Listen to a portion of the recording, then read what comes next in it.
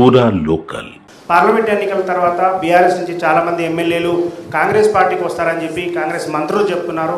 ఇప్పుడు వస్తారు, ఎన్నికల తర్వాత ఇంకా చాలామంది వచ్చే అవకాశం ఉంది అని చెప్పి 20-25 మంది ఎమ్మెల్యేలు వస్తారని మంత్రులు చెప్తున్నారు. సార్ ఏం కావాలంటారు మీకు?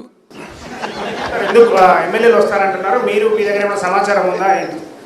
నేనేమంటున్నా అంటే, ఒకరోజు రేవంత్ రెడ్డి గారు మాట్లాడి ఇవాళ సాయంత్రం వరకు నీ దొడ్లు ఎందరు ఉంటారో చూసుకొని, నా దొడ్డు అయితే ఇంటాక్ట్ ఉంది ఆయన మాట్లాడిన తర్వాత.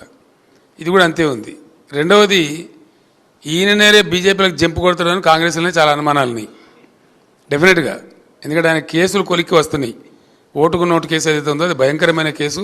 రెడ్ హ్యాండెడ్గా ఆయన పట్టుబడ్డ కేసు. ఆయన తప్పించుకోలేడు కూడా, ఎవరు తప్పించలేరు. కాబట్టి అది మన కింది మీద అయితే ఈయననే బీజేపీలకు జంపు కొడతాడు కేసులు తప్పించుకోవడానికి పెద్ద ప్రచారం ఉంది. అందులో భాగంగా నిజంగా జరుగుతున్నది ఏంటంటే, నన్ను ఎవరు డైరెక్ట్ కన్సల్ట్ చేయలేదు, కానీ మా పార్టీలో ఉన్న ముఖ్యులను కాంగ్రెస్ పార్టీలో ఉన్నటువంటి ఒక వర్గం అంతా కన్సల్ట్ చేస్తూ ఉన్నారు. కన్సల్ట్ చేయడంగా స్పష్టంగా చెప్తున్నారు సంఖ్యతో సహా. అన్నా మేము 26 నుంచి 33 మంది ఎమ్మెల్యేలు రెడీగా ఉన్నాము, మేము కలుస్తాము, ఇద్దరం కలిసి గవర్నమెంట్ ఫామ్ చేద్దామని చెప్తున్నారు. మరి రేవంత్ రెడ్డి తదాస్తు దేవతలు ఉంటారు పైన, మరి అటు నుంచి ఇటు వస్తారో ఇటు నుంచి అటు పోతారో చూద్దాం ఏం జరగబోద్దు.